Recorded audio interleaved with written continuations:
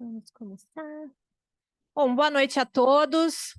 Gostaria de agradecer a presença de vocês nessa noite aqui conosco. Eu sou vice-presidente, estou como vice-presidente da Comissão de Direito da Saúde. Gostaria de chamar o presidente para vir aqui na frente, né? Porque ele fugiu, mas a gente chama, não tem problema. Doutor Hidalgo Matos é o presidente da comissão. Então, aqui nós sempre tentamos fazer esse trabalho de levar o conhecimento ao público, conhecimentos técnicos, para que as pessoas leigas possam entender um pouquinho mais do que a gente está falando, de uma forma mais branda, de uma forma mais não tão técnica, para que, né, todo mundo tenha acesso à informação, que é super importante. Então, nosso evento de hoje vai falar sobre autismo, né, diagnóstico diferencial, tratamentos, rol da ANS. A gente vai ter um debate bem legal com profissionais assim super qualificados no assunto, que tem ali a experiência do dia a dia, né? Então eu gostaria de agradecer, além da presença de todas as profissionais, que elas vão ser chamadas e apresentadas, gostaria de agradecer a presença dos nossos membros da comissão, especialmente a doutora Vitória e a doutora Vanessa, que foram quem organizou o evento, e também a Vandecleia Moro, que é secretária de Assistência Social da Pessoa com Deficiência e Direitos Humanos da Prefeitura de Campinas. É sempre bom a gente ter esse diálogo, né, gente, entre prefeitura e técnicos no assunto, para que a gente possa desenvolver aí políticas públicas, sempre estar vendo a população com outros olhos, acolhendo esse pessoal. E eu gostaria também de chamar a Estela Serafini, ela é a secretária tesoureira, diretora tesoureira da OAB aqui de Campinas, foi minha professora, então é algo especial aqui. Ela vai dar umas palavrinhas em nome da OAB Campinas. Vai querer falar alguma coisa? Pode passar. Obrigada, boa noite. Eu fico até arrepiada, ó, quando eu falo. Quando a gente vê ex-alunos trilhando aí caminhos tão promissores e ajudando a sociedade, é para isso que a gente dá aula, é para isso que a gente dedica uma vida à docência. Boa noite a todos e a todas. Eu venho em nome da nossa presidente Luciana Freitas e de toda a diretoria, dar as boas-vindas não só aos advogados e as advogadas, mas a toda a população neste importantíssimo evento. Fernanda, fica aqui do meu lado. As comissões, elas são o coração da OAB, tá? E todas as comissões, elas têm um papel muito importante, mas algumas têm uma característica muito especial, que é chegar diretamente à comunidade e prestar um serviço não apenas à advocacia, mas à cidadania como um todo. E este é um exemplo do que a OAB, através das comissões, do valorosíssimo trabalho das comissões, pode fazer pela sociedade. Então, presidente, vice-presidente, todos os membros de comissão, fica o nosso profundo agradecimento. Cadê a secretária? Por favor, a sua presença aqui na OAB já é de praxe, né? Leve os nossos agradecimentos ao prefeito. A gente tem um contato muito especial com a prefeitura, e este contato é celebrado nesse momento com a sua presença. Muito obrigada. Viu? E vou falar um pouquinho, vim no caminho pensando muito rapidamente no tema de hoje, da importância do tema de hoje, porque o presidente falava agora há pouco da questão do diagnóstico, né? Não só do autismo, mas de várias outras questões. Eu estou com um caso no escritório muito interessante, não é de autismo, mas de uma pessoa portadora, na verdade é síndrome de Down, que a mãe morreu e eu estou tentando fazer um inventário extrajudicial. Porque ele tem síndrome de Down, mas ele tem compreensão total de tudo que está acontecendo. E eu estou fazendo uma peregrinação nos cartórios, porque hoje, na verdade, ninguém me responde, para falar a verdade, porque ninguém quer assumir. Mas hoje, pelo Estatuto da Pessoa com Deficiência, o tabelião pode e deve fazer E então eu acho assim e eu vim pensando no caminho, eu falei, não é o caso, mas se aplica a essa situação. Não, não se aplica? Então, desculpe a minha ignorância, mas assim, a questão tão importante deste debate, porque a gente está colocando, neste caso, para um tabelião fazer um diagnóstico. É ele que vai decidir. Então, é muito importante que as pessoas tenham conhecimento para poderem, ainda mais hoje em dia, a gente decidir nessas questões. Eu não vou me alongar porque eu não sou a palestrante. Muito obrigada. Tenha um excelente evento que já é um sucesso. Muito obrigada. Obrigada.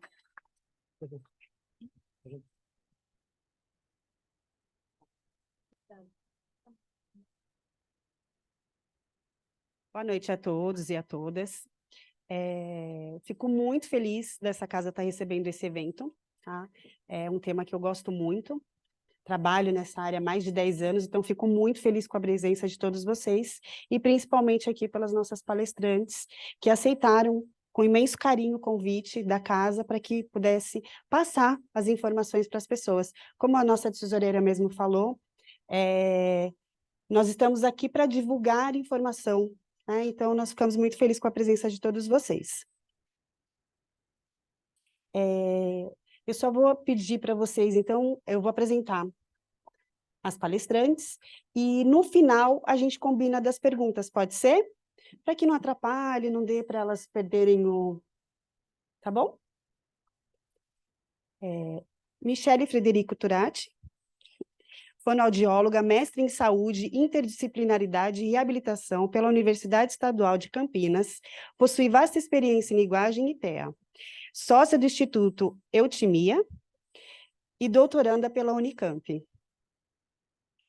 Isabela Caprini, psicóloga, gerente técnica do Grupo Conduzir, especialista em análise do comportamento aplicado pela UFSCar.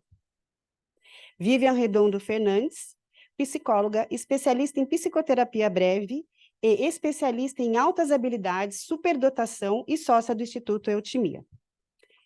Mariana Riso, psicóloga e gerente técnica do Grupo Conduzir também, formação em terapia por contingências de reforçamento pelo ITCR, especialista em análise de comportamento aplicado pelo Instituto PAR, antigo Paradigma, e nossa membro da comissão da OAB Campinas na área da saúde, doutora Victoria Regina Pereira Bonetti, também faz parte do Grupo Conduzir. Obrigada, com a palavra a nossa palestrante.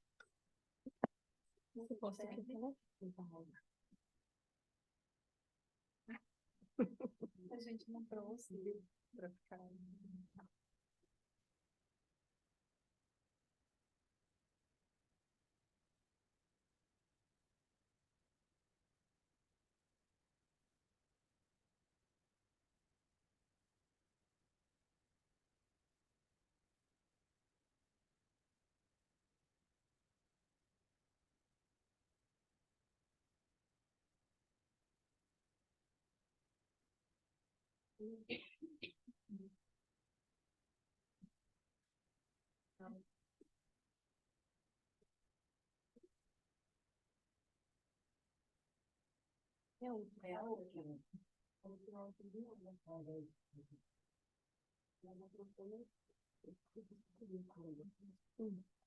A agência, ela chegou.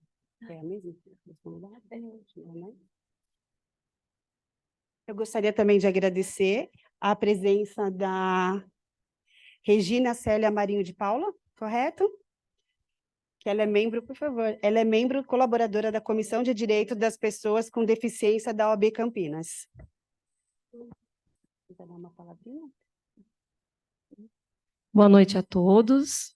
Meu nome é Regina, eu faço parte da comissão já tem mais de 6 anos, junto com a promotoria daqui da comarca de Campinas, com o Dr. Rodrigo, um excelente promotor que tem acompanhado e tem lutado pela inclusão na nossa comarca. E, como você já mesmo disse, O que acontece na nossa comarca? A legislação, ela precisa ser realmente cumprida. E as comissões da OAB, elas vêm para isso, para que sejam assegurados os direitos das nossas crianças, porque eu também sou mãe de inclusão. Obrigada, boa noite.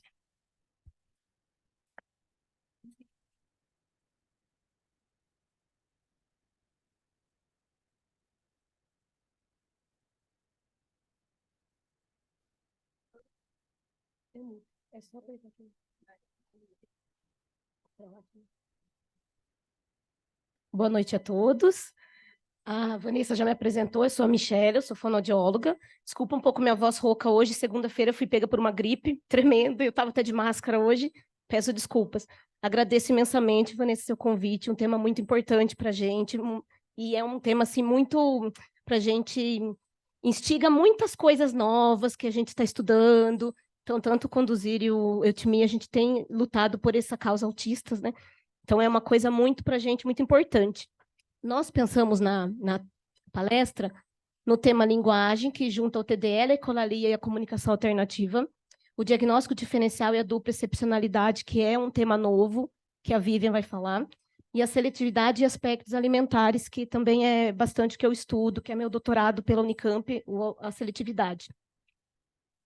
Então, lá na clínica, a gente tem algumas especialidades todas, né, da área da saúde, temos supervisão, heterovisão, palestras, capacitações, workshops e orientação parental.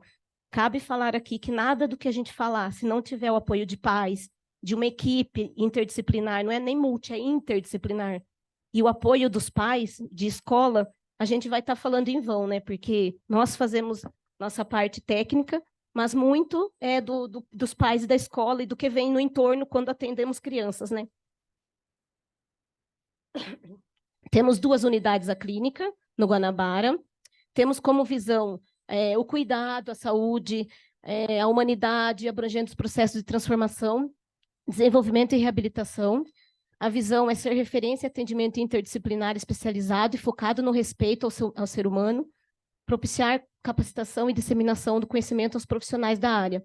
Então, o amor, a ética e profissionalismo, a seriedade, o respeito à vida e ao meio ambiente, sustentabilidade, acolhimento e empatia fazem parte do nosso dia a dia. Esperamos passar isso para todos que nos acompanham, nos chegam até a clínica.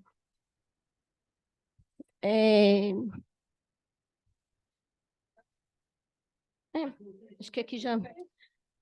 então, aqui, né, a linguagem. O autismo e o diagnóstico diferencial, então, tem vários comorbidades que vêm junto, né, que é a síndrome de Rett, o TDAH, o déficit intelectual, o transtorno de linguagem, o TDL. Eu vou falar um pouco da linguagem em si. Então, o que é a linguagem, né? Qual a importância da linguagem para o ser humano? Quando a gente fala em tratamento, que foi o que nos foi passado aqui para falar sobre o tratamento de TEA, a gente tem que fazer uma explanação teórica geral do que é, para a gente entender como a gente trata. Então, a gente tem que fazer sempre uma anamnese boa, detalhada, uma avaliação completa, para entender como tratar. E tem a parte teórica, que a gente tem que saber sobre linguagem, que é muito importante. Então, a linguagem permeia todo o nosso ser, tudo que a gente faz, né? A gente se comunica, nós nos entendemos, nós passamos nossas escolhas, tudo que a gente faz pela linguagem. Então, o que é necessário para o ser humano falar e o que interfere no processo de aquisição e desenvolvimento da linguagem, né? Então, aqui, se a gente for pensar no mundo, desde quando nasce o bebê, quando está na barriga da mãe, que a gente começa a conversar com ele, nasce a criança, vai para a escola, a importância da escola, da professora ali, né? E o mundo que permeia. Então, tudo é linguagem, né? A gente vive na linguagem pela linguagem. Então, não só a linguagem que eu falo, linguagem oral. Temos vários tipos de linguagem. Então, se a gente for pensar num TEA não verbal, eu estou falando de linguagem de uma forma geral. A linguagem é choro, a linguagem é olhar, a linguagem é protesto, então tudo é linguagem, então não é a linguagem oral que eu vou falar, né? Então, a aquisição da linguagem depende do sistema periférico íntegro, né, auditivo, cerebral íntegro, transmissão dos estímulos recebidos até o nervo central, movimentação dos órgãos fonoarticulatórios. Então, quando chega alguma queixa de linguagem na clínica, nós temos que ver questão de motricidade oral, questão de musculatura. Então, a criança vem com uma face muito flácida, que não mastiga direito.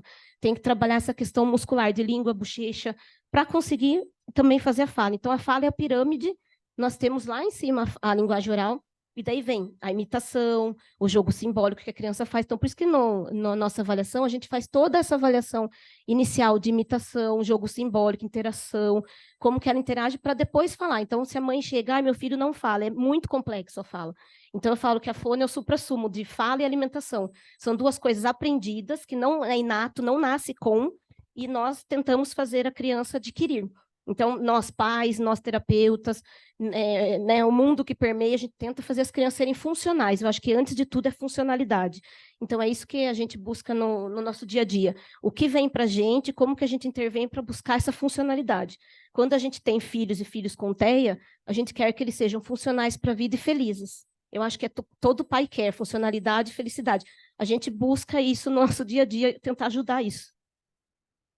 Então, os pré-requisitos para a comunicação, eu já falei, né? Prestar atenção no outro, encontrar prazer na troca é muito importante, esse prazer. Porque a criança, às vezes, não fala porque não quer.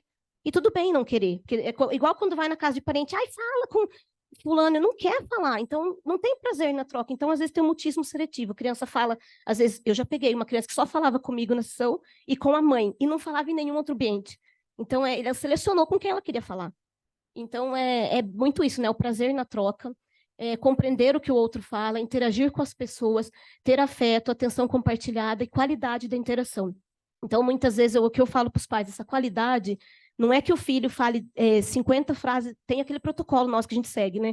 Então, não é o quanto ele fala, a quantidade é importante para ter protocolo para a gente indicar, mas a qualidade, se for uma fala funcional, ela estiver apontando e dizendo água e funcional, ok, mamãe funcional, não adianta a criança repetir, que daí eu vou falar da ecolalia. A criança que só repete, o TEA principalmente, que repete, e não tem funcionalidade, né? Então, as bases biológicas da linguagem, né, principalmente a área de Broca, que é a parte frontal, que a gente fala, é a linguagem expressiva, e a área de Wernicke, que é onde a gente compreende. Então, para ter fala, tem que ter compreensão e expressão. Tanto que nos protocolos de linguagem, por exemplo, o ADL, que é uma avaliação de desenvolvimento de linguagem, a gente avalia linguagem expressiva e linguagem receptiva, o quanto entende. Claro que faz parte o córtex visual, a visão faz parte, o córtex motor e o giro angular e toda a parte periférica e de auditivo. Então, a criança tem que olhar, tem que falar toda a parte de escrita, leitura escrita. Se for pensar numa linguagem escrita, também tem que ter a parte visual, a parte auditiva e o córtex motor. Por isso que a gente vê muita apraxia de fala, porque o motor também, a criança se organiza, tem o planejamento, mas não tem a execução motora da fala. Então, surge a apraxia, porque não fala. Opa. Então, a fala e compreensão. Então, eu sempre dou esse exemplo. A gente coloca, a criança pega um brinquedo em casa. Então, a gente tem que estimular essa criança. O que é isso? Então, nomear, este é um carro. Nós somos o modelo da criança. Então, o tempo todo nós temos que fazer essa modelagem, que a gente chama modelar o comportamento. Esse é o carro serve para andar. Nós gostamos de passear com o carro vai muito rápido, o carro tem roda, vamos amanhã passear. Então, a gente tem que destrinchar. Se a criança tem um hiperfoco na caneta, você vai destrinchar tudo sobre a caneta. Caneta serve para escrever, ela é azul. Então, a gente destrincha tudo, porque daí a gente dá em gramas para a linguagem dessa criança. Ela vai saber o que é e a gente vai dando as modelagens do que é, a importância do nomeação, função, o que faz o objeto.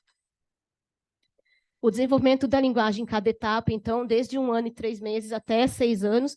Então, quando a gente pega um TEA não verbal, com 5 anos, e eu estou na psiquiatria lá da Unicamp, a gente sempre fala isso, é muito difícil a fono fazer um trabalho funcional de fala para uma criança que com 5 anos já não está falando nada, assim, 5 anos. Então, assim, vai ter que entrar com comunicação alternativa, outras questões, né, de linguagem oral. Então, a gente diminui a expectativa do pai e da mãe, tem 5 anos e não fala. Então, ela já perdeu muita coisa ali que já era para ter trabalhado já antes. Então, claro que tem muita coisa para trabalhar, tem a parte de comunicação alternativa, mas é muito difícil a linguagem oral com toda a dificuldade que exige uma linguagem sintaxe, semântica, pragmática.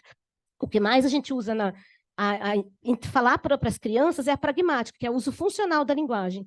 Então, assim, a gente trabalha muito nessa pragmática, no uso funcional.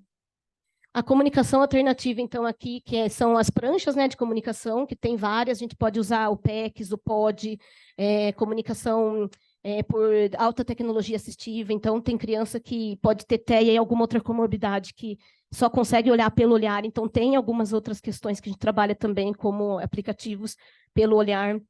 Então, vai melhorar a desenvoltura e a interação, proporciona a inclusão social. Então, é muito importante a criança estar incluída. Então, incluída é comunicação alternativa em todos os ambientes. Não adianta só a fono trabalhar na terapia. Casa, escola, ela estar incluída. Então, ela apontar lá e ser entendido o que ela quer. Eu sempre digo que eu ensino as crianças quero, não quero, porque hoje em dia tem que se falar, não quero. Então, assim, o que os pais... Eu tenho as minhas core words, que eu falo, que é as palavras-alvos, né? As core words. Então, eu tenho algumas que são principais para ensinar a criança. Então, vai sair falando dá, quero, não quero, e algumas outras, né? Entender o esperar, porque tem a espera. Criança que desorganiza, que tem a disruptiva, a gente tem a espera. Então, tem a espera. A ecolalia é a repetição de palavras ou expressões, como eu disse, né? Só que a criança repete sem nenhuma função, né? Tem três, a criança repete, pode estar tentando se acalmar, então tem a ecolalia que a criança fica repetindo, fica falando algumas coisas de desenho, ela usa para se acalmar. Então, até que ponto a gente, assim, quando tem o aba, né? A fono que pega a parte da linguagem do aba, é até um viés, né? Porque extingue a ecolalia da criança, mas às vezes ela está usando para se autorregular. Às vezes ela está usando essa ecolalia como função. Então, a gente, fono que avalia, a gente fala, não é extinção. Então, a gente discute com a equipe do AB e fala, não é extinção, a gente tem que modelar e ser funcional essa ecolalia. Então, é uma questão bastante da fono nisso. Mostra que a comunicação está evoluindo. Então, os tipos de ecolalia imediata, tardia e mitigada. O ABA surge como uma ferramenta, então o ABA é muito valioso para a criança ter a funcionalidade. E se ela tem a ecolalia sendo funcional, eu vou deixar na ecolalia com ela usando as coisas funcionais. Então, assim, é bem importante essa ecolalia. E as diferenças entre TEA e TDL, pensando, então, no que a gente tem, né? A gente tem pacientes com TEA, que tem algumas comorbidades que às vezes chega como TEA do laudo médico, e também a gente fala, opa, tem alguma outra coisa ali, é um TDL. Então, nós fonos, avaliamos como TDL, porque é transtorno do desenvolvimento de linguagem. Então, nós estamos aptos para avaliar. Aí a gente faz uma avaliação completa. Então, no TEA, o transtorno afeta o desenvolvimento global, no TDL é a parte de linguagem, que é propriamente dita. A criança apresenta interesses fixos no TEA, então ela tem um hiperfoco, no TDL não. Ela tem maior gama de interesses, não tem esse hiperfoco, então tem várias diferenças, né? Apresenta maior rigidez mental, então o TEA ele tem inflexibilidade, ele tem rigidez cognitiva. No TDL não, ele aceita mudanças de rotina. E a ecolalia sem função no TEA, geralmente a maioria sem função. Algumas podem ter funcionalidade, mas no TDL nunca é sem função, tem intenção, só que não consegue ter o engrama completo de linguagem. Então, tem as diferenças aí. O transtorno de linguagem, o TDL também é diferente. Então, quando fala de linguagem no tratamento, que daí a gente junta o que é TEA, o que é TDL, o que é transtorno de linguagem. Então, a gente tenta fazer esse diagnóstico diferencial. Porque chega muitas vezes como TEA e às vezes não é TEA, né? Então, a gente tem que investigar bem, fazer uma avaliação completa. Então, o TL, que é o transtorno de linguagem, é um guarda-chuva. Tudo é transtorno de linguagem. Aí ele vai saindo as nuances, né? Então, tem condição biomédica conhecida, que é o TEA pode ter TEA com transtorno de linguagem. E não existe condição biomédica. O TDL não tem condição biomédica e tem dificuldade para se comunicar e entender o que as pessoas dizem. Então, tem alguma diferença aí. Acho que agora é você.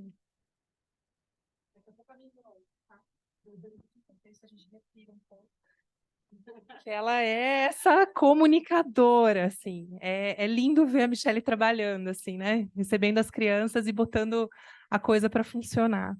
Eu vou falar um pouquinho, né? A Michele falou, às vezes chega como TEA e não é TEA. A gente tem essas situações de que chega como TEA e não é TEA, e chega como TEA e é TEA e mais alguma coisa, ou mais algumas coisas.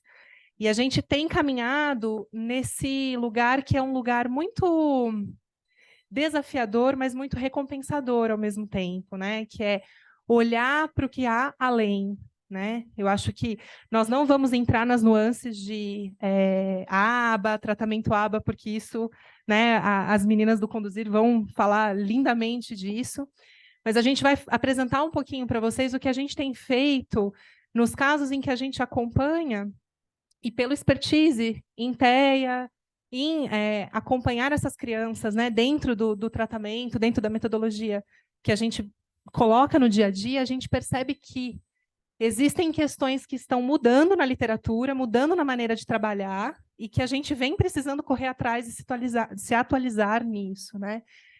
Por isso que a gente chama de dupla condição ou dupla excepcionalidade, que às vezes pode ter mais de dupla, né? Podem ter mais outras condições, mas basicamente a gente vai falar da dupla excepcionalidade como dois funcionamentos neurodivergentes funcionando ao mesmo tempo. Então, essa criança ela tem uma neurodivergência, que aqui vamos focar, né, no TEA, e ela tem uma outra condição que uma traz déficits, fala um pouquinho, né, das deficiências em relação ao desenvolvimento, né, que é esperado ao desenvolvimento típico, e outra condição, ela traz um desenvolvimento mais assíncrono, mais assincrônico, enfim, as assincronias, e que leva incompatibilidades. Quando você olha para aquela criança, quando você trabalha com as ferramentas que normalmente você trabalharia em um ou em outro lugar, a conta não fecha, né? Então você tem que fazer o quebra-cabeça se encaixar. Antigamente, a gente colocava essas pessoas, né, dentro das caixinhas do Asperger ou do autismo de alto funcionamento.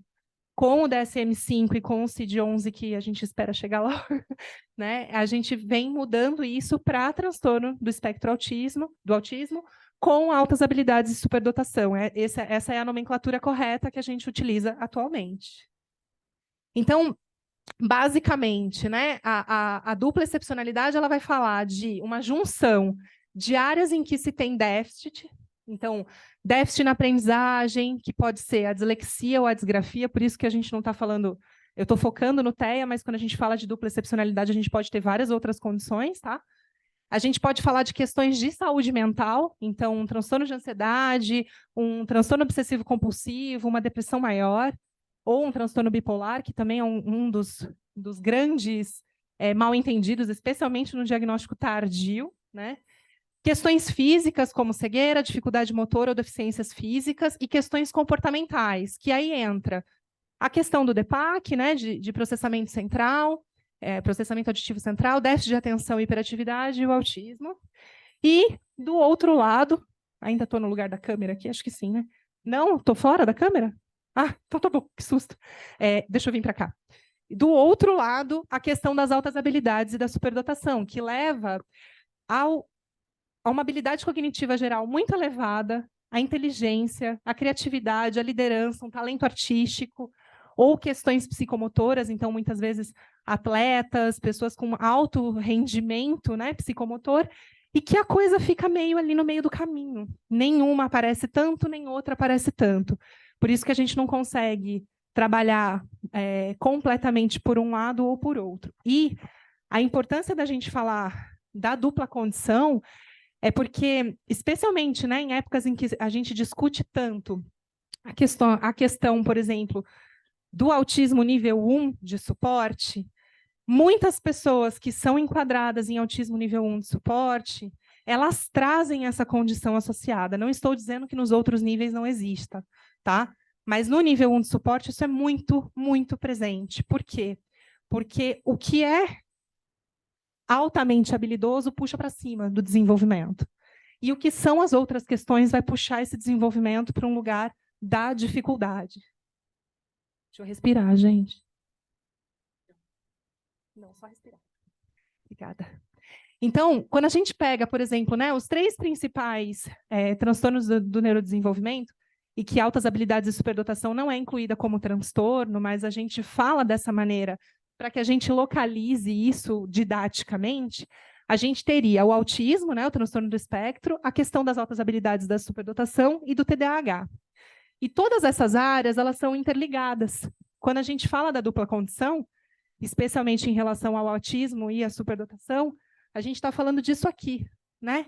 Então, pega um pouquinho do espectro, pega um pouquinho da dupla excepcionalidade, e por isso que eu falei que às vezes tem até mais, né? A gente não chama de tripla condição, porque a tripla condição está sendo estudada como os fatores socioeconômicos presentes nas condições do neurodesenvolvimento, mas a gente tem áreas que são comórbidas de todos esses 3 dessas 3 neurodivergências, tá?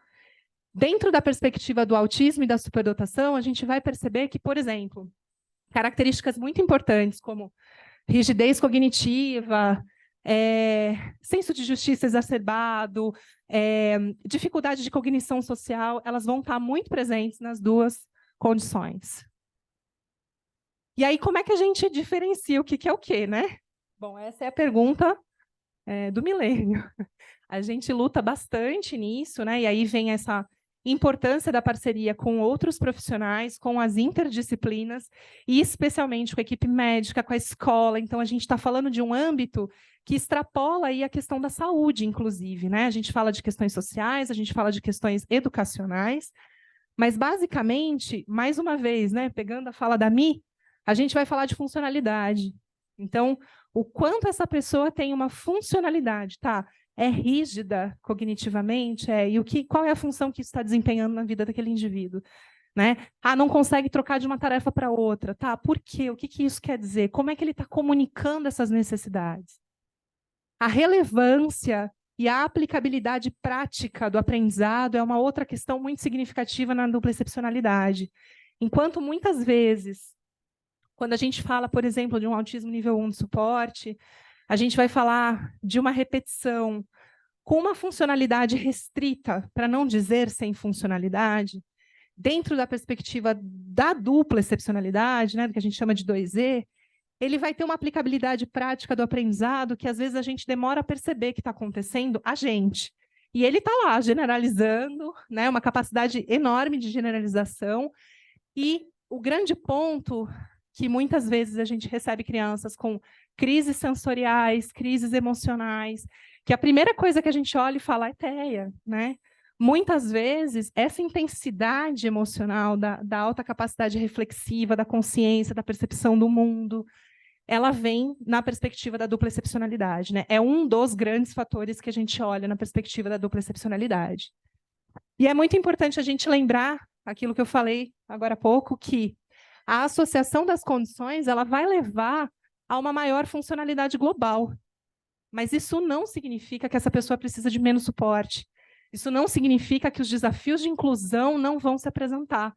Pelo contrário, né? Porque quando a gente lê uma pessoa com dupla condição numa casinha ou na outra, a gente vai falhar na inclusão dessa pessoa, porque ela precisa ter essas necessidades olhadas como um todo.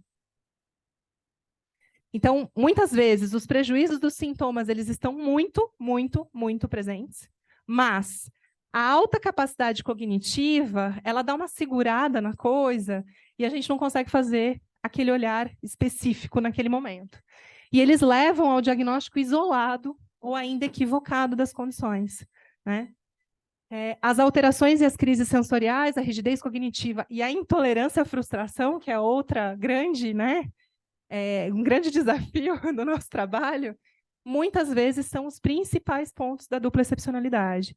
E que muitas vezes, especialmente quando as crianças não respondem ao protocolo que a gente está utilizando, por exemplo, quando a gente crava, né, faz o diagnóstico do autismo, e a criança não responde aquele protocolo de uma maneira completa, ou da maneira que a gente esperava, ou da forma como seria para acontecer, é o momento da gente levantar também a orelha e falar, opa, o que mais tem aí, né?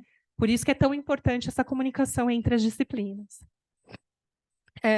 Só voltando rapidinho, é muito comum a presença de TEA, altas habilidades e superdotação, TDAH e transtorno de processamento sensorial, tudo junto, tá? Então, quando a gente pega o combo, a gente faz esse grande trabalho de olhar para cada uma dessas interseções e entender onde que a gente consegue chegar para conseguir atender a necessidade daquele indivíduo, seja de tratamento, seja de inclusão, seja, né, de ajudar essa família a entender o que está acontecendo. Então, quando a gente fala, né, da questão da dupla excepcionalidade, a gente tem, eu vou trazer especialmente, né, as questões existenciais muito precoces, a profundidade das emoções, as questões sensoriais desde sempre, que às vezes a gente não entende como questão sensorial, porque vale lembrar que uma criança neurodivergente, ela não chega do além, ela nasce numa família neurodivergente, Então, grandes padrões estão presentes ali naquela família que muitas vezes dificultam a identificação e que é algo muito importante da gente olhar, né? Inclusive, por que elas chegam ao consultório? Porque, geralmente, a queixa ela não suspeita de altas habilidades, por exemplo. Né? Ela chega falando, olha, meu filho tem um diagnóstico de autismo, ou o meu filho tem um diagnóstico de TDAH, mas algumas coisas não fecham. Né? E aí, quando a gente começa com esse olhar da dupla condição, a gente pode chegar a um lugar importante de ouvir essa família nas colocações, porque as implicações e as decorrências, assim, geralmente são crianças com transtorno de sono associado, questões alimentares super relevantes, questões de relacionamento super relevantes. E tudo isso, de alguma forma, é aquela família que chega para a gente e fala, eu já tentei de tudo. Tudo resolve até a página 9. Daqui a pouco começa tudo de novo, daqui a pouco tudo volta a uma estaca zero, e eu não sei mais o que fazer. Né? E é importante a gente falar que, inclusive, são crianças que não respondem. Eu estou falando de crianças, mas isso vale para todo mundo, né? Para adultos, para adolescentes e tudo mais. Mas, assim, que não respondem às terapias medicamentosas, inclusive. Né? E aí, especialmente os adultos. Né? A gente pega os adultos que vira do avesso com a medicação, que era para fazer uma coisa, faz outra. Né? E aí a gente começa também a olhar para a perspectiva da dupla condição. Como eu disse, uma criança neurodivergente, ou um adulto, ou um adolescente, ela vem de uma família neurodivergente, e por isso que é tão importante que a gente não normalize esses comportamentos, né? Não fale, não, isso é do autismo, não, isso é do TDAH, não, isso é... Né? Porque, de fato, isso traz um prejuízo e uma necessidade de atendimento muito importante. E aí, assim, nem sempre a gente vai ter a necessidade de muitas disciplinas atuando juntas. Né? Eu acho que essa é uma outra discussão importante de funcionalidade. Né? Uma criança ela não precisa estar desempenhando 100% em todas as áreas da vida dela. A gente também precisa olhar para essa criança como um indivíduo em construção, para esse adolescente como um indivíduo em construção, e para esse adulto como um indivíduo na sociedade, que vai ter lá as suas questões que não vão estar redondas. E que não é por isso que ele precisa do combo, né? Então, psico, TO, fono, psicopedagogo, musicoterapeuta. Não, vamos olhar o que é importante, porque aí a pirâmide vai se fazendo sozinha. Michele, devolvo. Agora ela vai entrar na questão da seletividade alimentar. Então, corroborando o que a Vivian falou, né? Eu, na minha prática clínica e no meu estudo, que eu venho vendo, né? Que a seletividade alimentar é uma questão muito difícil e que tem muitos superdotados seletivos alimentares. Então, assim, eu estou fazendo um estudo, estou terminando agora, vou defender meu doutorado, e eu li muito sobre isso em artigos internacionais, e colocando, assim, no que a gente está estudando de superdotação, a seletividade é um ponto muito importante quando é questão sensorial. Então, é isso que a Vivian falou. A criança se desregula, ela tem o disruptivo comportamental, ela não se alimenta bem, ela tem problema de sono, é TEA. Aí você vai avaliar, a criança é muito boa em outras coisas, que não foi, a gente só olha as dificuldades, cadê as potencialidades, né? Então, a gente tem que ter um olhar para a potencialidade e o que vem dela. Então, eu estou avaliando 2 crianças que são seletivas e cada vez mais os superdotados têm a seletividade alimentar por questão sensorial, e é muito interessante quando a gente estuda, né? Quando a gente para um pouco, é muito clínico, mas também tem o viés do estudo aí para ver. Então, aqui, a nomenclatura da questão da alimentação tem desordem alimentar, pouco interesse, recusa, distúrbio alimentar. Como eu falei, é aprendizado e não é inato, então linguagem e alimentação não é inato, é aprendizado. Comer é social, então são aqueles pais que não vão em restaurante, que não conseguem sentar com a criança, porque primeiro não presta atenção, segundo vai ficar correndo no restaurante. Então tem toda a questão comportamental que envolve essa comida. Então os pais também vêm com uma carga assim, eu não consigo comer, eu não consigo ir para um restaurante, eu não tenho paz, né? É assim, Michele, me ajuda, pelo amor de Deus. É assim, eu já estou na psico, já estou na TO, tá faltando a fono. Então, psicofone e TO na questão alimentar, nutricionista, e às vezes até a psiquiatria para a questão de medicação é importante, porque a gente tem outros transtornos alimentares muito graves, que é o TARI, que é o transtorno alimentar evitativo, que a criança tem uma recusa a ponto de vomitar tudo que ela come. Então, assim, o caso mais difícil que eu peguei foi uma criança que hoje voltou na clínica, o Davi voltou na clínica, agora com 8 anos, eu peguei ele com 4 anos com sonda naso. A vida inteira não pôs nem gastro, era naso. Ele nem sabia que existia boca na vida dele. Quando eu comecei a tocar a boca, foi sessões de vômito, eu falei, eu vou conseguir tirar essa sonda, é o caso mais difícil. Aí, depois de um ano demorou, ele tirou a sonda e comendo, ele voltou com 8 anos com problema de fala. E agora, assim, comendo tudo. Daí a mãe falou, nossa, eu consegui, porque era o TARI, ele tinha o TARI, ele era evitativo, ele não comia nada, ele usava sonda há 4 anos na vida dele. Então, foi o caso que eu falei, vou estudar isso daí. E foi na questão alimentar. Então, para refletir as preferências, a gente refletir, né? O que traz a comida para a gente? Comida seca, comida mole, as lembranças, quando a gente tem até o cheiro da comida da avó. Nossa, eu lembro dessa bolachinha de nata que minha avó fazia. A gente tem questões de lembranças também. Falta de experiência, memória, coisas crocantes, coisa que tem cheiro, tem cor, doce, molhado, a marca do alimento, que às vezes o autista só come aquela marca daquele jeito. Então, são muitas coisas permeando para ver essa questão alimentar, né? Então, a alimentação, por que a criança não come? É questão muscular, é questão de aprendizado, de falta de experiência, né? Questão do próprio desenvolvimento, nutrição, ambiente, emoções. Então, tem várias questões. Por que a criança pode não comer para a gente avaliar? É questão muscular, é orgânica, é ambiental, é sensorial, é emocional, o que é, né? Então, comer é uma tarefa sensorial mais complexa que uma criança faz. Então, antes de falar, a comida é muito mais difícil, porque envolve muitos outros fatores, né? Então, os 7 sentidos, a gente aprende que são 5 sentidos, né? Olfato, tato, paladar, auditivo. Quando estuda, a gente vê que tem o sentido vestibular e o sentido proprioceptivo. Então, o que é isso? Tátil é a textura, a marca, a forma, o tamanho da comida. Vestibular, que é essa coisa, né? Que precisa ser a criança que evita alimentos que precisam ser mastigados, ele tem uma questão vestibular, assim, de auditivo mesmo, porque ele mastiga e aquilo incomoda. Então, parece bizarro, né? Porque a questão é mastigação e o ouvido a criança não aguenta mastigar. E é o vestibular, auditivo, olfativo, que a gente já sabe, né? Gustativo, o proprioceptivo é presença que aquela criança que baba, que não sabe quanta comida põe na boca, tem dificuldade em engolir sem mastigar. Então, aquela criança que põe e engole. A maioria dos autistas, né? Não consegue mastigar. Então, a questão vestibular e proprioceptiva vem como os 2 sentidos. Então, são 7 sentidos sensoriais, né? Que a gente tem. Mitos e crenças, então, comer é instintivo, é um mito, tudo, né? Comer é simples, não é certo brincar com a comida. Então, são coisas assim, brincar com a comida é uma coisa que eu desconstruo com todos os pais, aqueles pais que não querem que suje, a casa tem que estar limpa, a criança tem que mexer, tem que sujar, tem que, né, sensorial. A minha filha, quando começou, teve um vídeo dela inteira de lama. Eu falei, meu Deus, a criança está inteira de lama. É o máximo, né, do quanto a criança experiencia a lama, a beterraba, amassar a beterraba na mão. Então, tem os métodos BLW que a criança pega, não estou falando de métodos, tem o BLW que a criança pega, enfim, né, que é uma questão que algumas mães preferem. Só que a questão sensorial de deixar a criança se sujar mesmo, deixar ela brincar com a comida. Então, tem que brincar com a comida. Então, se estiver com fome, vai comer, isso não é verdade. Desculpa, bateu. Eu vou fazer ela ficar com fome que ela vai comer, não é verdade. É preciso comer 3 vezes ao dia. Quem falou que precisa comer 3 vezes ao dia, né? Então, são tudo mito. Terapia será rápida, terapia de fono na parte alimentar não é rápida. Terapia depende da terapeuta, às vezes sim, né? Mas não, às vezes sim, tem a técnica, mas tem a parte dos pais também, né? Então, aqui, essa pirâmide, o SOS, é sensory oral sensitive.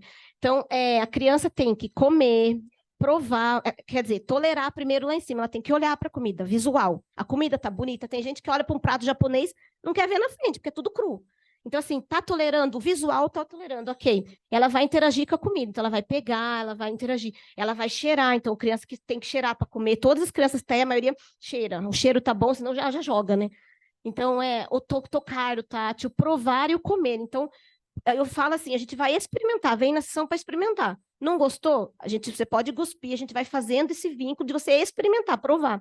Então, a pirâmide alimentar, né? Que é a abordagem SOS, que a gente chama, que é o SOS de socorro mesmo, né? Tipo, a criança tem que fazer, né? A hierarquia para trabalhar, é uma hierarquia mesmo para trabalhar, igual a fala, tem a pirâmide de fala, a comida tem a pirâmide. Tolerar, interagir, cheirar, tocar, provar e comer. Então, aqui, dicas para ajudar no processamento sensorial: alimentar o corpo, mexer com as mãos, alimente os olhos, respeite o tempo, prepare a boca, prepare o ambiente, ritualize, é um ritual. Valorize a independência e prepare para as mudanças, porque, assim, a autonomia da criança vem. Então, a gente tem que estimular essa autonomia dessa criança. E conhecimento, a diversão, brincar com a comida. Então, como que a gente pode fazer os pratos, né, das crianças, desconstruir o alimento para reconstruir.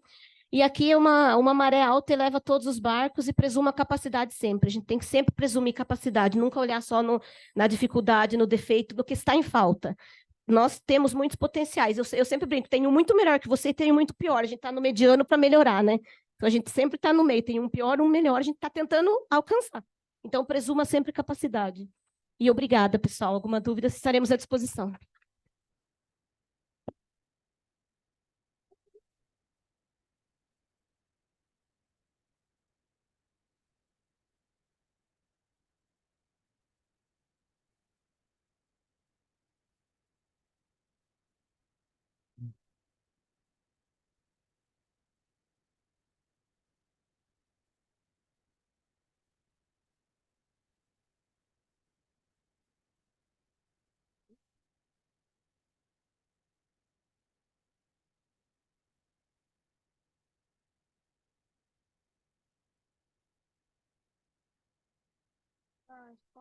Não vai passar os slides?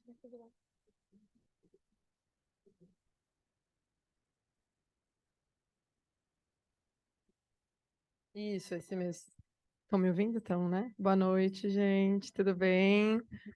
Bom, primeiro eu queria começar agradecendo o convite em meu nome, em nome da Isa, mas principalmente em nome do Conduzir. Agradecer as meninas aqui da Eutimia pela parceria, né, nessa palestra. Queria agradecer todo mundo que está presente, e principalmente o nosso time, que eu estou vendo que tem algumas pessoas do nosso time aqui. Então, obrigada, meninas, pela presença. E vamos lá falar um pouquinho sobre autismo e aba.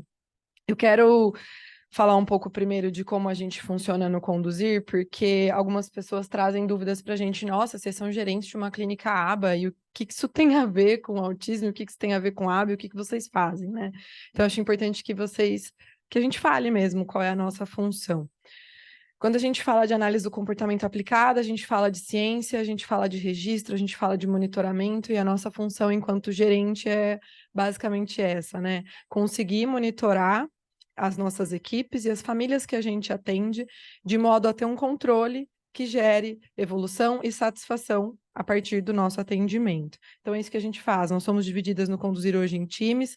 A Isa trabalha com intervenção precoce, atendendo clientes de 0 até 6 anos, e eu trabalho no setor de intervenção infanto-juvenil, atendendo crianças de 7 a 12. A gente também tem, né, como as meninas aqui falaram, né, a gente tem mania de tratar de autismo e falar e se referir só a criança, mas não é, né, é um costume que a gente que é da área tem, mas a gente atende todas as idades. Então, a gente também tem no Conduzir hoje um setor especializado em jovens e adultos, que a responsável é a Larissa Aguirre, que não está aqui hoje, mas ela toma conta dessa área com o time dela, tá? Então, vamos lá. Puder passar, por favor? Opa, vamos lá. Parece que eu não sou boa com a tecnologia, né, gente? O negócio tá na minha frente. Então, como as meninas disseram, quando a gente fala de autismo, a gente fala de multifatores, né? Então, são muitos fatores envolvidos no diagnóstico do transtorno do espectro autista. E aí, justamente por ele ser um diagnóstico multifatorial, ou seja, traz déficit de comunicação, questões com interação social, questões comportamentais variadas, né? Então, a gente trata hoje das questões comportamentais como comportamento interferente, que é um comportamento que acaba interferindo na vida daquela família ou das pessoas que convivem com esta pessoa que tem o diagnóstico, né? Então, por ele ser multifatorial, ele deve ser tratado e a intervenção deve ser feita de maneira individualizada. O que isso significa? Que eu considero o contexto, a família e tudo que envolve aquele indivíduo especificamente. Então, eu não vou, por exemplo, né, se a Isa tivesse um diagnóstico de TEA, e eu também, a maneira como ela vai receber a intervenção é completamente diferente da maneira como eu vou receber, tá? Pode passar. Oi, gente, desculpa. Eu vou ficar com o negócio na minha mão, para não esquecer. Perdão. Então, eu queria saber daqui de vocês, quem já ouviu falar em aba e quem tem alguma ideia, algum conhecimento mesmo do que é aba. Puder levantar a mão para mim. Vale quem trabalha. Quem trabalha com aba daí não vale. Se puderem levantar a mão, por favor. Uma. 2, 3, 4. Tá.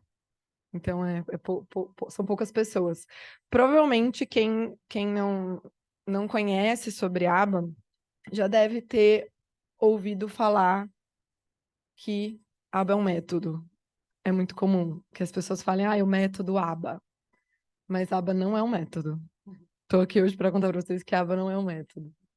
Também é muito comum que as pessoas pensem que a aba é uma abordagem, porque ela é derivada da análise do comportamento de Skinner, behaviorismo radical, que é uma abordagem, exatamente. Mas eu também estou aqui para contar para vocês que não é uma abordagem, a aba não é uma abordagem, ela é derivada de uma abordagem. E a aba é ciência?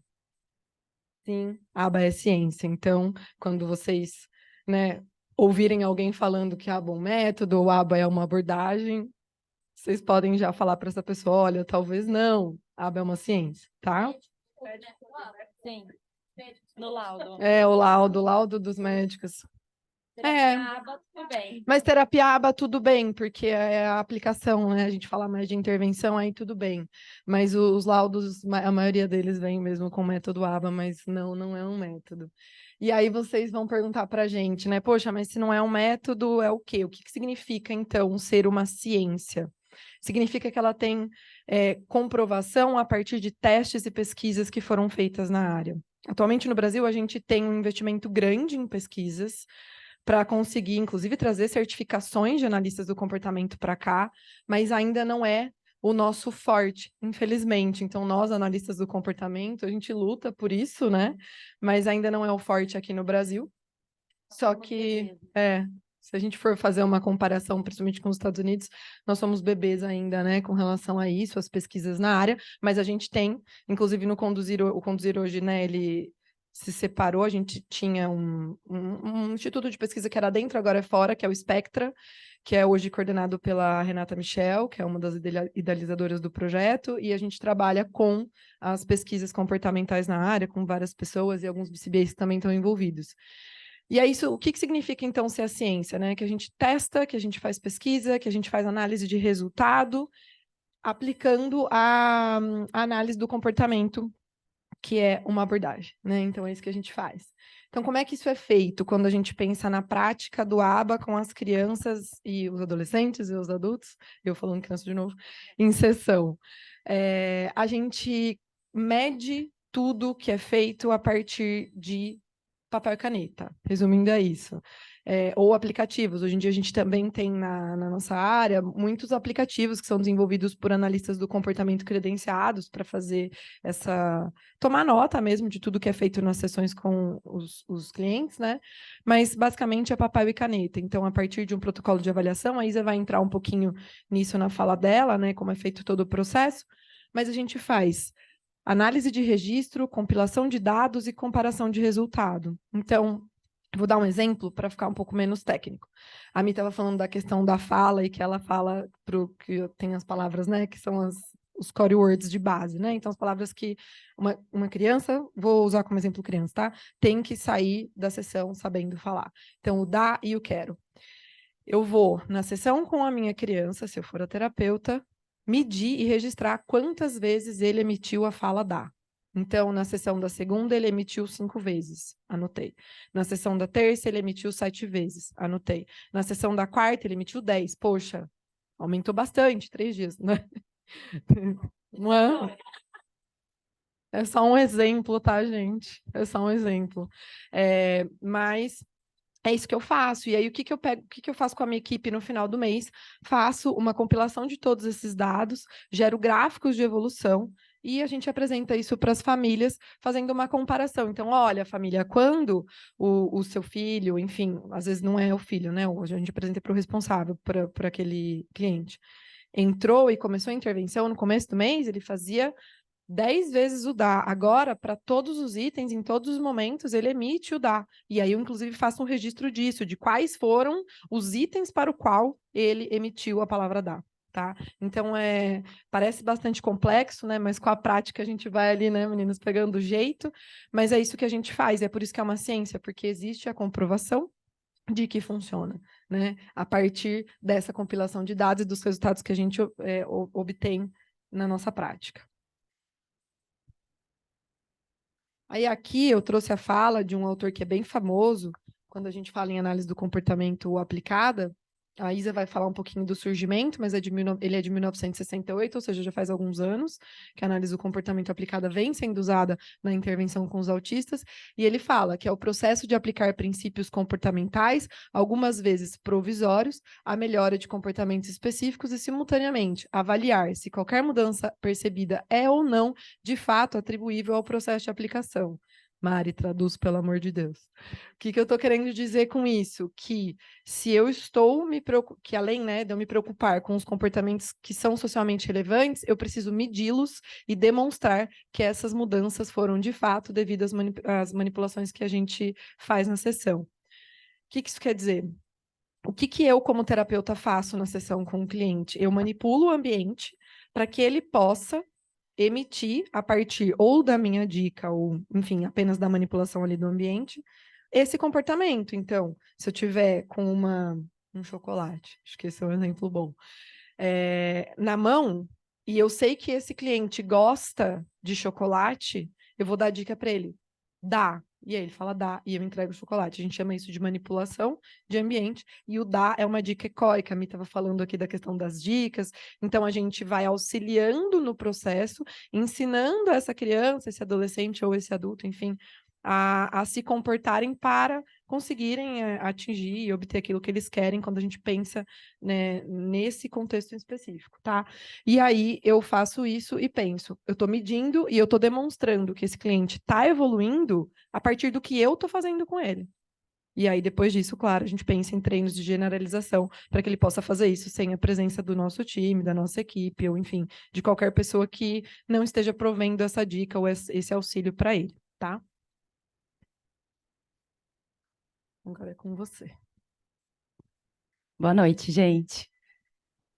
Então, eu vou falar um pouquinho sobre os pilares da aba. A gente trouxe alguns, são muitos, mas alguns para a gente poder exemplificar para vocês. Então, primeiramente, como a Mari já falou, a aba é uma intervenção individualizada. Então, a gente sempre vai considerar o contexto daquele indivíduo, a cultura que ele está inserido, né? Seja lá com a família dele, a cultura da comunidade onde ele está inserido, e o repertório que cada indivíduo apresenta para a gente propor uma intervenção. Então, depois eu vou falar um pouquinho sobre como a gente mede o repertório, né? Como assim? Como que a gente faz isso? Vou explicar para vocês depois. A aba também é intensiva, então por isso que a gente faz uma intervenção de muitas horas. Não sei se vocês já sabem, mas já viram por aí, né? Mais crianças com 30, 40 horas de intervenção. Porque quanto mais, né, isso na literatura está comprovado, quanto mais a gente provê, né, horas de intervenção, maiores são os resultados. E a gente precisa pensar também na generalização, né, que a Mari já estava comentando, a Mi também falou, né, Mi? Não adianta nada eu ensinar alguma coisa para o meu cliente aprender e ele fazer só comigo. Ele precisa saber fazer com a mãe, com o primo, com o irmão, com a professora. Então, ele tem, né, que aprender a se comportar com diferentes pessoas, por isso que, geralmente, nós no Grupo Conduzir, a gente trabalha com vários terapeutas numa mesma equipe, em diferentes ambientes e de diferentes formas. Então, vamos supor que eu aprendo que isso aqui chama controle. Qualquer controle que eu ver, eu vou chamar controle, porque eu sei que aquilo se chama controle. Então, isso é a generalização. Para os indivíduos TEA, isso não é automático. Então, a gente precisa ensiná-los a generalizar o que eles aprendem. E aí vem a intervenção precoce também, né? A gente precisa pensar que quanto antes, quanto mais novo é o sujeito, maior a neuroplasticidade, né? Que é a capacidade de adaptação cerebral, e então maiores são as chances de aprendizado de novos comportamentos. Por isso, quanto mais novinho a gente começar a intervenção, independente de diagnóstico, né? Mas se já está vendo um atraso no desenvolvimento, quanto antes a gente começar, melhor, né? A gente tem mais chances aí de desenvolvimento. Como que a aba na prática? A gente segue alguns passos para poder começar uma intervenção. Então, não é só chegar ali e fazer acontecer, tem todo um caminho a ser seguido, né? Então, primeiro a gente começa com uma anamnese com a família.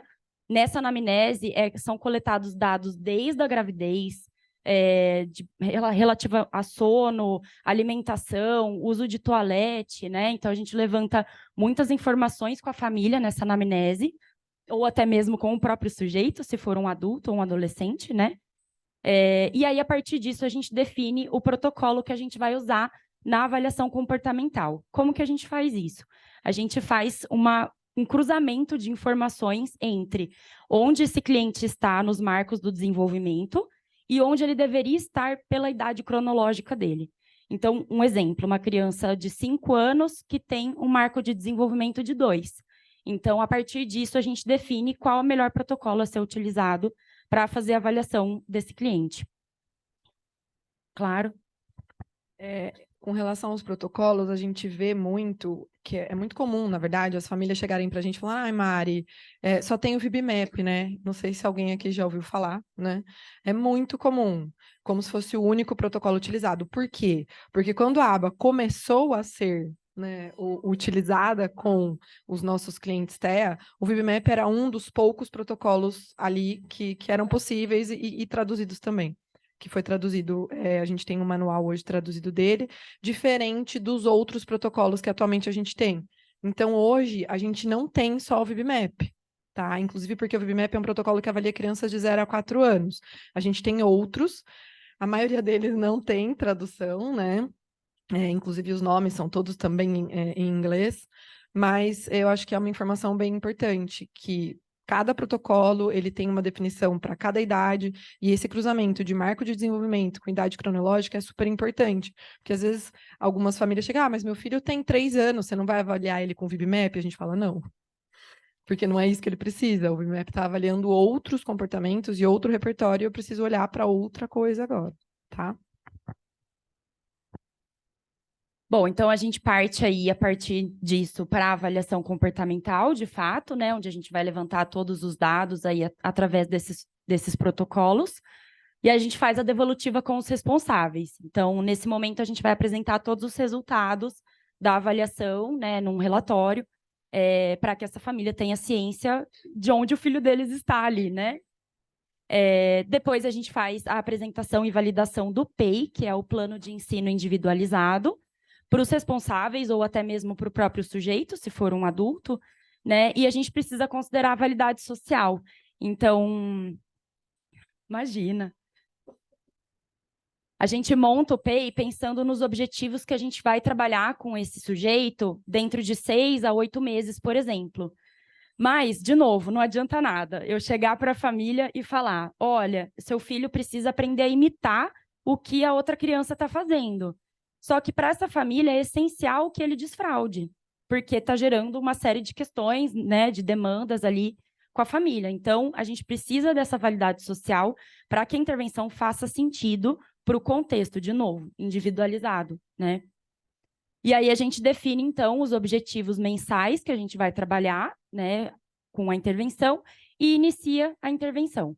E começa sempre com um pareamento. No Conduzir, a gente tem um protocolo de pareamento feito através da literatura, né, específico, e nesse momento o nosso objetivo é que o terapeuta seja vinculado ao sujeito, né? Então, que a criança, o adulto, o adolescente veja aquele terapeuta como uma pessoa legal, que vai brincar com ele, que vai sentar no chão, que vai fazer o que ele gosta, que vai conversar sobre assuntos que são interessantes para ele, que vai ser uma pessoa confiável, em que ele vai poder confiar para se abrir, né? Então, esse é o momento de criar o vínculo, para daí a gente começar, de fato, a intervenção. Com a família também. Sim, sempre com a família também. E aí, como que eu sei que a evolução está acontecendo? A gente, através dos dados, né, que a Mari já explicou, tudo que a gente faz é registrado, é levantada informação, os dados de tudo que aquele cliente apresenta na sessão. E aí a gente faz uma reavaliação, né, dentro de um período de tempo que é estipulado entre o profissional e a família. Geralmente, pelo menos no Grupo Conduzir, a gente trabalha de 6 a 8 meses para esse período de reavaliação. E aí, nesse momento, a gente vai fazer todo aquele passo a passo que eu expliquei anteriormente para vocês. Então, a gente vai olhar o melhor protocolo naquele momento para aquele cliente, a gente vai aplicar, vai montar o PEI, vai validar com a família e começar tudo de novo, só que, né, no meio do caminho aí. Nesse momento, então, a gente presta contas para a família, mostrando onde que o filho deles está, tudo que ele aprendeu até então, né, para onde que a gente quer que ele vá, se a família valida isso também, né, com a gente. E aí a gente reconsidera os objetivos da intervenção nesse momento.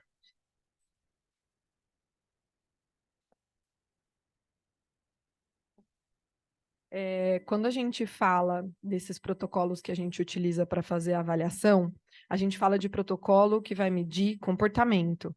É diferente, por exemplo, quando um cliente procura um neuropsicólogo e o neuropsicólogo vai aplicar um questionário, vai fazer um VISC, que inclusive é um que é famoso também, né? É totalmente diferente. O VISC, ele vai fazer testagens específicas com aquele cliente, talvez vai fazer perguntas e respostas com a família. Os protocolos que a gente usa nas sessões para definir objetivos de aba, eles são protocolos que vão analisar o comportamento. Por exemplo, eu vou trazer esse cliente para a clínica ou vou fazer avaliação na casa e eu vou olhar lá no protocolo, para 2 anos, para 4 anos, ele teria que estar pedindo até 10 itens diferentes em 1 hora. Então, mamãe, eu quero a bola, mamãe, eu quero suco, mamãe, eu quero água, mamãe, eu quero pizza, sei lá. Para 10 anos, esse valor é diferente. Eu vou fazer observação e eu vou fazer teste direto. Então, eu vou observar se ele pede. Se ele não pedir e eu testar, então aparecer, por exemplo, com uma bola na frente dele, ele vai me pedir? Então, são testes diretos que estão relacionados a comportamentos específicos. Estou falando muito do pedir, mas quando a gente fala, por exemplo, em adolescente e adulto, ou até as crianças da idade com a qual eu trabalho lá no Conduzir, de 7 a 12, a gente trabalha muito atividades de vida diária, treinos de AVD, junto com os terapeutas ocupacionais. E para esses treinos de AVD, por exemplo, tem o arrumar a cama, tem o trocar de roupa. A criança, o adolescente, o adulto faz isso com independência? Ele coloca a camiseta sozinho? Se ele não coloca, como que eu, junto com a terapeuta ocupacional, vou propor um treino para que ele aprenda a fazer isso? Então, eu vou até a casa desse cliente e eu vou avaliar. Tá trocando de roupa? Tá arrumando a cama? Isso é importante para a família? Porque também tem essa, né? Quando a gente fala de definição de objetivo, a gente chega para a família e fala, bom, quero saber o que é importante para você, porque aqui no protocolo deu que, quando eu fiz os testes diretos de atividade de vida diária, ele não troca de roupa, ele não tem independência, por exemplo, para arrumar a cama dele, ele não organiza o quarto dele. Mas isso é importante para você? Porque eu não vou propor para uma criança arrumar o quarto se, por exemplo, essa família tem uma ajuda diária e essa pessoa que trabalha para essa família arruma o quarto. Né? Então, isso é muito importante de ser visto quando a gente pensa em definição de objetivos, atrelado aí o uso do protocolo correto, né?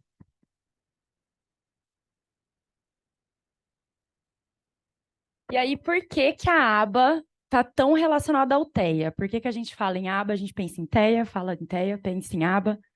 Por quê, né? Lá na década de 60, a Mari já estava comentando isso na fala dela.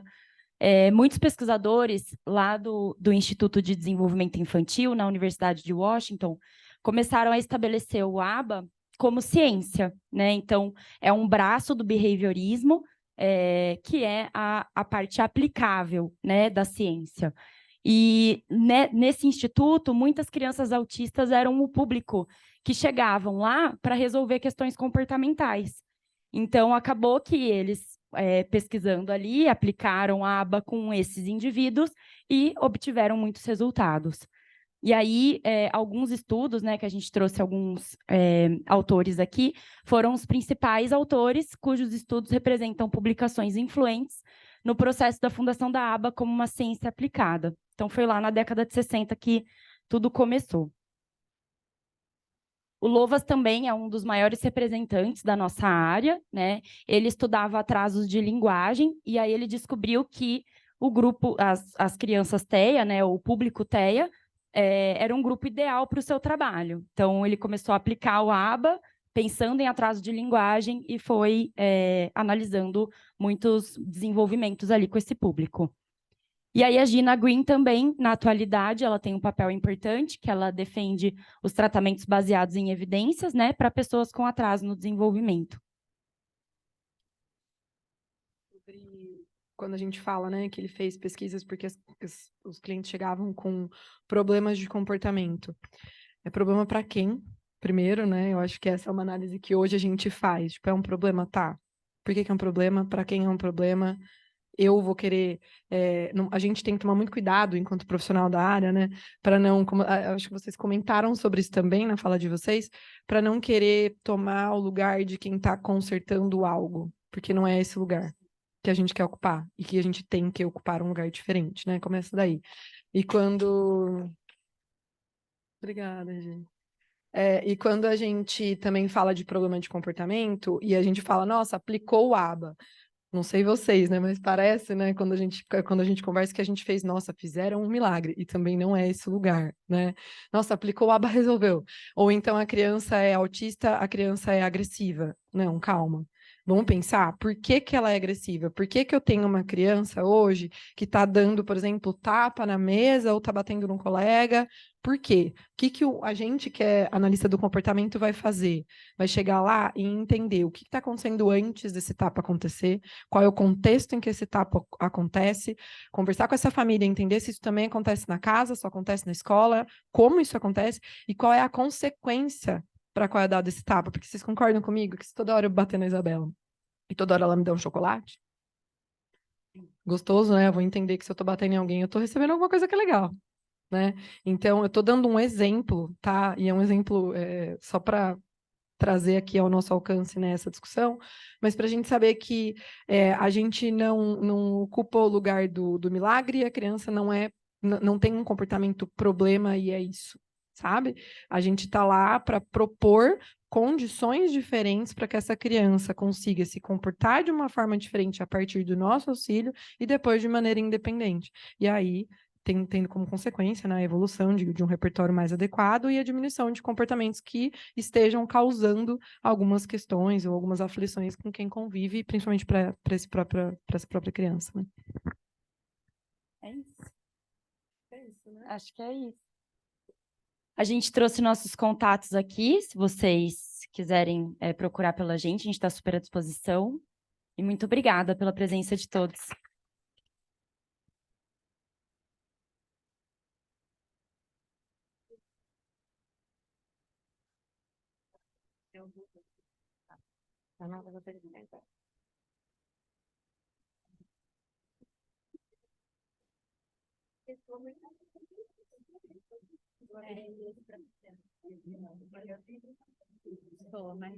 Eu vou fazer tempo.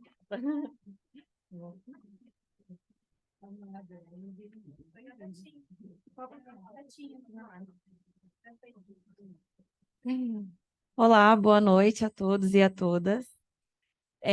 Eu vou começar falando um pouquinho sobre o rol da ANS.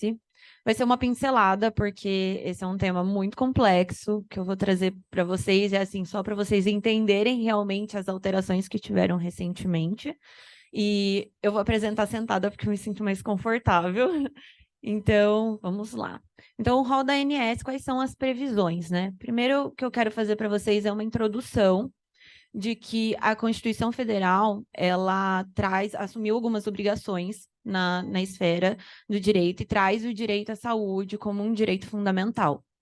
Isso no artigo 6º da Constituição Federal. No artigo 196 da Constituição, prevê que o Estado ele é devedor desse direito fundamental à saúde e, por isso, deve fornecer ações e serviços através das políticas públicas econômicas para garantir que esses direitos sejam aplicados a todos, certo? Acontece que, será que o Estado ele consegue aplicar esse direito para todo mundo? Será que consegue abranger toda a população sem o auxílio da iniciativa privada? Diante desse questionamento, vieram os planos de saúde, na intenção de suplementar o sistema público. Nesse sentido, teve a necessidade da criação da Agência Nacional de Saúde Suplementar, a ANS, para regulamentar, para fiscalizar, para controlar essas atividades e esses serviços dessas operadoras. Com isso, houve a criação de um rol. Nesse rol, prevê exames, consultas, procedimentos, tratamentos, para que esses planos eles são obrigados a fornecer para os seus beneficiários. Deixa eu passar aqui. Nós tivemos uma alteração a partir de 1 de julho de 2022. Ou seja, antes disso, existiam ali padrões para aplicação em terapias, mas era muito, muito limitado. Então, a partir dessa data, nós já tínhamos a resolução 465 de 2021, que previam as terapias multidisciplinares, nós tínhamos essas limitações, e aí veio a resolução normativa 539 de 2022, o qual obriga o plano de saúde a fornecer qualquer método ou técnica indicado pelo médico para tratamento dos beneficiários que vão se enquadrar no CID-10, F84, que são aqueles: o autismo infantil, o autismo atípico, a síndrome de Rett, outro transtorno... não, já dá para passar. Desintegrativo da infância, o transtorno com hipercinesia associada ao retardo mental. Deixa eu ler daqui que fica mais fácil. E movimentos estereotipados, a síndrome de Asperger, outros transtornos globais do desenvolvimento e os transtornos globais não especificados do desenvolvimento. Todos estão destacados no CID-10, F84, então todos lá. A resolução normativa, ela vai dispor que os procedimentos e eventos em saúde no âmbito da saúde suplementar para regulamentar a cobertura obrigatória de sessões com psicólogos, terapeutas ocupacionais e fonoaudiólogos para o tratamento ou manejo, né, dos beneficiários portadores do transtorno do espectro autista e transtornos globais do desenvolvimento. O que essa resolução também alterou foi o anexo 2 do rol, que ele trouxe que as sessões serão ilimitadas, porque antes tinha essa limitação e agora trouxeram que essas sessões serão ilimitadas, o que ajuda muito, porque quando o médico faz um escopo de tratamento para uma criança, ele coloca ali o que é necessário para a regulação dessa criança, pode ser TO, a FONA, terapia ABA, e normalmente são especificadas as quantidades de horas. E antes isso era bem limitado. E agora, com essa resolução, a criança vai conseguir ter acesso a todo o período que ela precisa, ali, obrigado pelo plano de saúde, para custear esse tratamento. Isso tem necessidade da prescrição médica. Deixa eu passar aqui. E é importante a gente destacar que são autorizadas as coberturas obrigatórias, as terapias para os transtornos globais de desenvolvimento, como a ABA, Denver, que também pode ser lido como a sigla ESDM, a integração sensorial, a comunicação alternativa e suplementar, que também tem um nome em inglês, que tem a sigla PECS, e dentre outras modalidades de terapia. Não, eu vou falar. Agora, o que é importante a gente falar é que quando houve essa alteração da resolução, o que a ANS estava procurando era o princípio da igualdade, porque antes nós não tínhamos essa igualdade para as pessoas com transtorno do espectro autista, tudo era muito limitado. Ou seja, na garantia das coberturas do rol de procedimentos, para que não fiquem voltados apenas para o TEA, vão ser aplicados esses métodos para outros indivíduos com outros transtornos de desenvolvimento. Isso não será só aplicado para o TEA. Por isso que eles resolveram fazer essa alteração no intuito de igualdade. O que eu quero tratar também com vocês é que, quando a gente fala de terapia multidisciplinar, nós não falamos só de ABA, de Denver, dessas questões. Nós falamos também de musicoterapia, que não está no rol da ANS, mas nós tivemos algumas alterações, vieram notas técnicas, vieram pareceres técnicos também, tanto da musicoterapia quanto da ecoterapia. E a musicoterapia, o STJ entendeu que é abusiva a conduta do plano de saúde que recusa ou que vai limitar a cobertura dessas sessões para as pessoas com TEA. Que se enquadram dentro do CID-10, que foi o que eu tratei anteriormente. O médico especialista é aquele que vai prescrever o melhor e o mais adequado tratamento para esse indivíduo, ainda mais quando a terapia ela possui evidências científicas e robustas na literatura especializada e que possui eficácia para aplicação. Então, sempre tem que ter a prescrição do médico para fazer esse pedido aos planos de saúde. Nesse contexto, o STJ ele faz uma ressalva. Ele traz o informativo 769 para a musicoterapia, que ela foi incluída dentro da Política Nacional de Práticas Integrativas e Complementares do Sistema Único de Saúde, que vai visar a proteção de agravos e a promoção e recuperação à saúde, sendo essa cobertura obrigatória para o tratamento multidisciplinar, que é prescrito pelo médico e realizado por um profissional da saúde especializado para isso. Eu até coloquei aqui para quem quiser pesquisar no site do próprio STJ, tem um informativo lá certinho. Quando nós falamos de ecoterapia e da hidroterapia, que também são terapias multidisciplinares,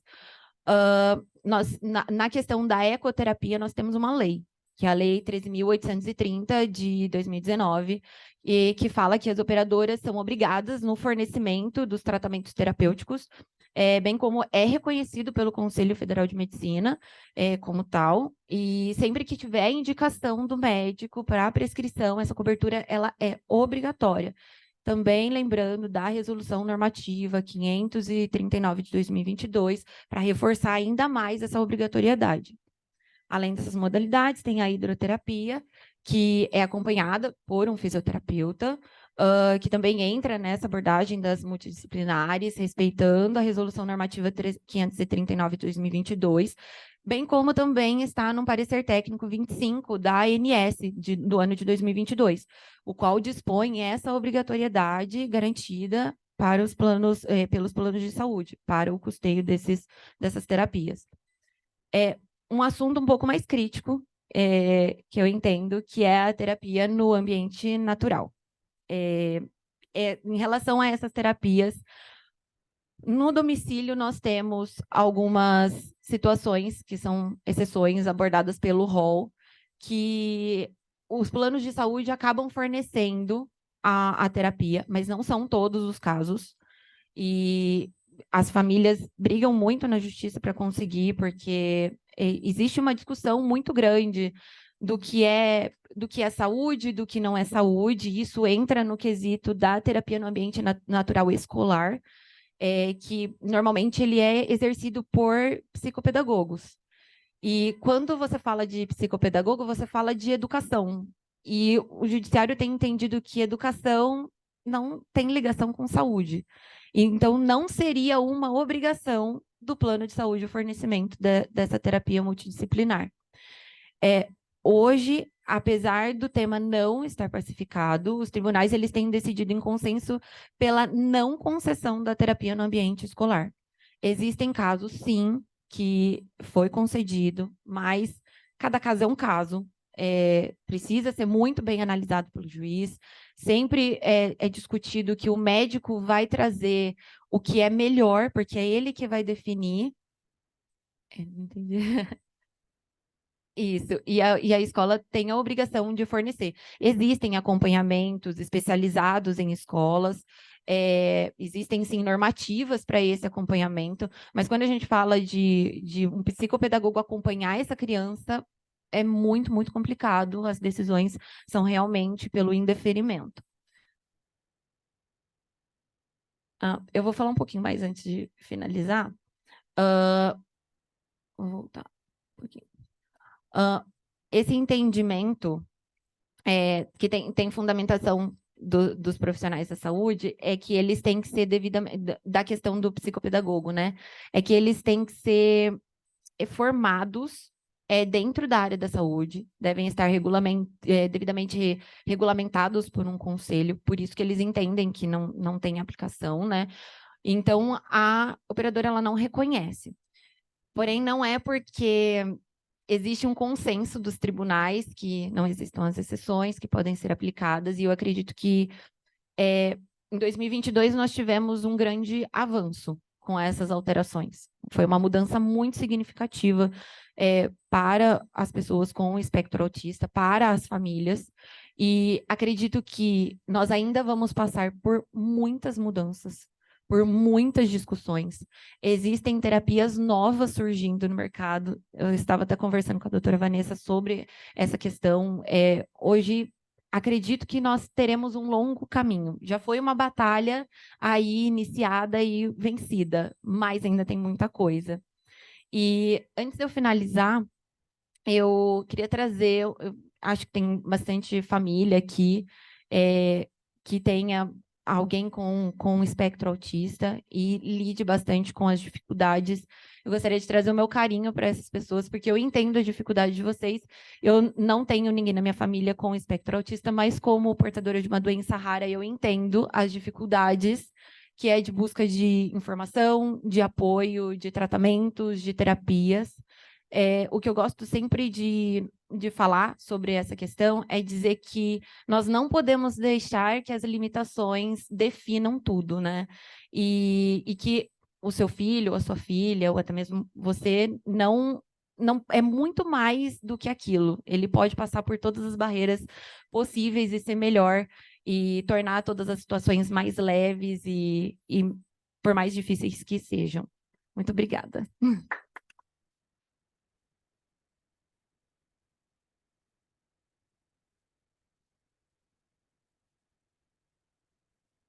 Mais uma vez agradeço às palestrantes. Tem alguém que quer fazer alguma pergunta?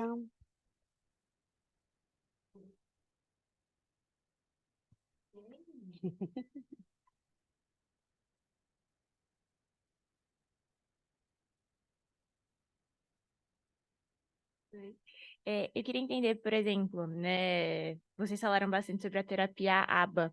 Qual que é a participação, eu não sei, qual que é a participação da clínica quando chega um paciente, até mesmo, né, que chega através do processo judicial, ganhou a liminar, começa a fazer tratamento na clínica, vocês dão suporte, não sei se vocês já passaram por essa experiência, mas de dar suporte de relatórios, de desenvolvimento, evolução do paciente, como que vocês... porque eu acho que é muito importante o contato, né, do advogado com o terapeuta, com o médico. Eu queria saber da experiência de vocês nesse sentido.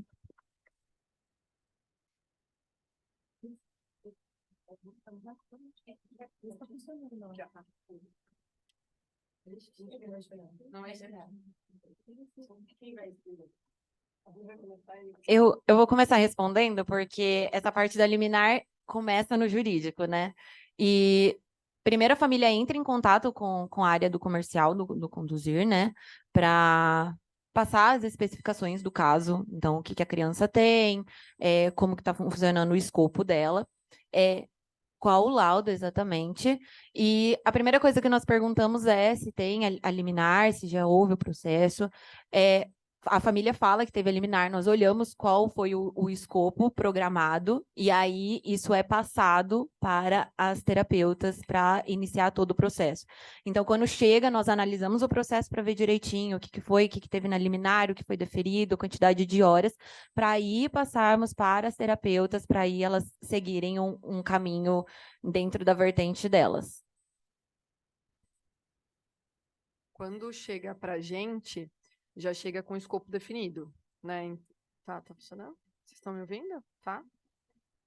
Então, quando chega para a gente, chega com o escopo definido, o laudo médico e aí as especificidades, né? Então, por exemplo, são 20, 30 horas de terapia ABA semanal, 10 horas de supervisão, um tanto de fono, um tanto de psicopedagogia quando tem, um tanto de terapia ocupacional, e aí a gente se divide, né? Então, nós somos gerentes, a gente pega essa solicitação, seleciona uma supervisora do nosso time e seleciona e pede para que essa supervisora nos auxilie a selecionar os terapeutas que vão trabalhar com aquele caso.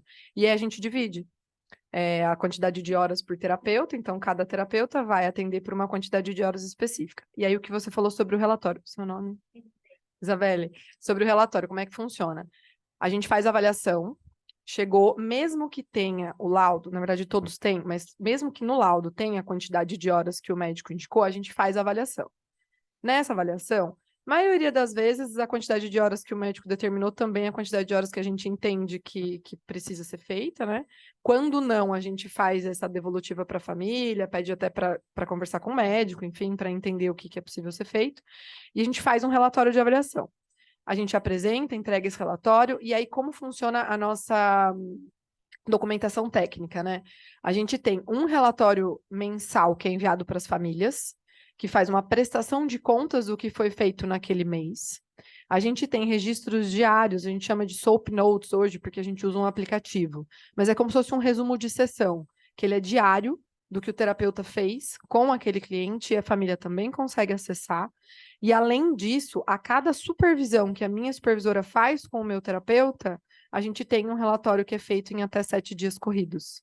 E a gente entrega esse relatório para a equipe técnica. Antigamente, a gente entregava o relatório técnico para as famílias também. Só que a gente começou a entender que não tinha muita função, porque a aba, a gente trouxe uma visão muito simples e que conseguisse atingir todo mundo que não trabalha com isso, mas quando a gente pensa em análise de comportamento aplicada, ela é bastante técnica. Então, eu falo de critério de dica, de uma dica que eu dei para o meu cliente, eu falo de como corrigir alguma coisa que ele fez de uma forma errada com palavras muito técnicas, né? Uma linguagem muito específica. E aí isso chegava para as famílias e assim, a família ali falava, sei lá o que vocês estão fazendo, né? E a gente entendeu que para que a gente conseguisse atingir as famílias como a gente precisa, a gente tinha que criar um documento diferente. E aí a gente tem hoje esse relatório, que é mensal, né, que vai para as famílias, e esse que é a cada supervisão. E aí depende muito do escopo do cliente. Então, por exemplo, via de regra, a cada 10 horas de intervenção, a gente tem 2 de supervisão. Mas isso é via de regra. Não é o que acontece, tá? E aí a gente, a cada supervisão, 2 horas de supervisão, como, por exemplo, uma sessão de 2 horas, eu gero um relatório. 7 dias corridos, esse relatório vai para a equipe técnica.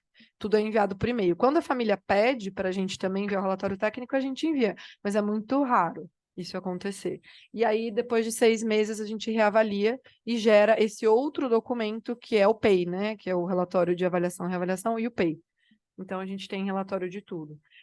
Com relação à presença, né? Tem planos de saúde que pedem lista de presença, né? Hoje a gente tem a Measure, que é esse aplicativo que a gente usa, mas também tem folha mesmo, então como se fosse folha, ponto. Né? O terapeuta vai lá, anota o dia que ele foi, a data da sessão e faz uma assinatura. E a gente antes entregava isso para as famílias, agora com a Measure não precisa porque isso fica no sistema. Mas tem alguns planos e algumas famílias que a gente precisa, inclusive, enviar esse relatório de atendimentos. Então, a gente envia, né, o relatório de atendimento com as horas, o que foi feito, né, terapia aba, fono, TO, quem fez, e aí a gente assina.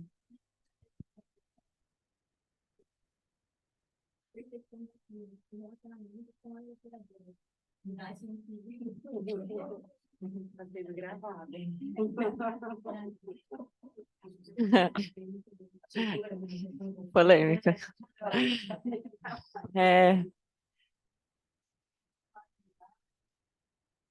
Dadas as dificuldades usuais como operadoras, que a gente percebe é um aumento da parceria, né? Sim. Vai estreitando a parceria, tanto assim no sentido da gente passando para eles um pouco do que é interessante do nosso ponto de vista, enquanto conduta, enquanto manejo das situações, eles também trazem isso para a gente.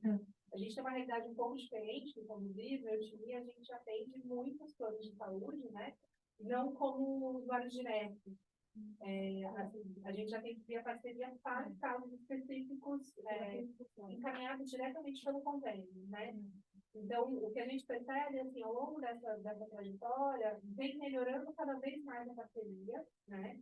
E é um desafio que nós temos, porque muitas vezes, até por conta do rol, as famílias são redirecionadas de outras clínicas, e aí chegam com toda aquela questão de terapêutico que foi quebrado, né, de como é que vai ser essa prestação de serviços, porque por mais que nós tenhamos as obrigatoriedades básicas, né, de família no caso, cada clínica tem uma forma de funcionar. Então, a gente vem percebendo que, assim, vem melhorando ao longo do tempo. A gente está todo mundo se assentando um pouco nessa nova realidade. E, pelo menos, a nossa perspectiva, assim, tem sido uma construção, tem sido um processo de construção bem bacana. Difícil, tá indo bem. Já no conduzir, existem muitos processos ainda, muitos clientes que acabam entrando com os processos, então nós temos bastante com liminar. Assim, a grande maioria é com liminar, mas com essa alteração do rol, existem planos que, ok, eles estão seguindo tranquilamente, existem planos que nós não temos problema, eles custeiam tranquilamente, pedem todos os documentos, são enviados, tudo certo.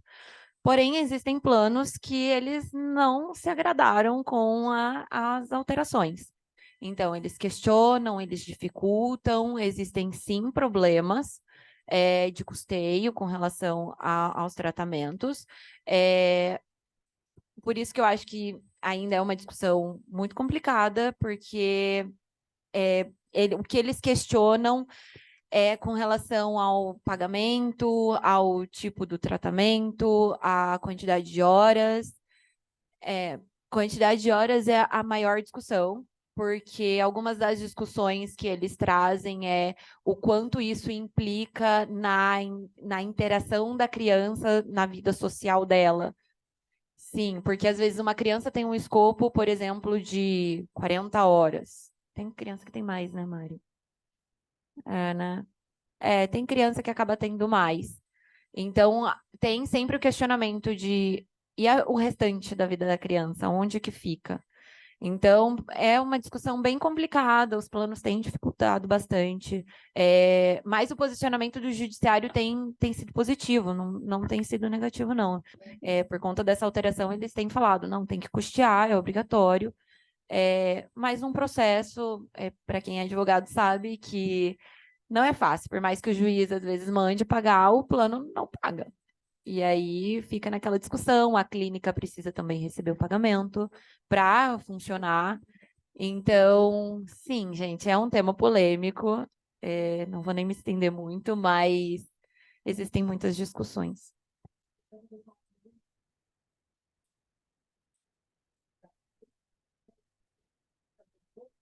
É a questão do ambiente naturalista, né? De cada escola, ter... É o maior. Isso eu acho que é um grande ponto que a gente ainda precisa caminhar e precisa avançar muito, né? Nessa garantia de direitos aí, porque de fato é uma jornada. Eu acho que o que está... Ai, desculpa, amor. Pode falar.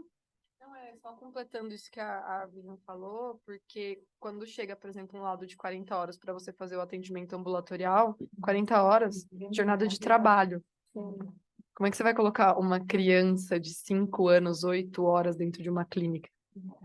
É isso que eu ia falar, Mari. A gente tem que ver a raiz da questão. Eu acho que a raiz são os médicos.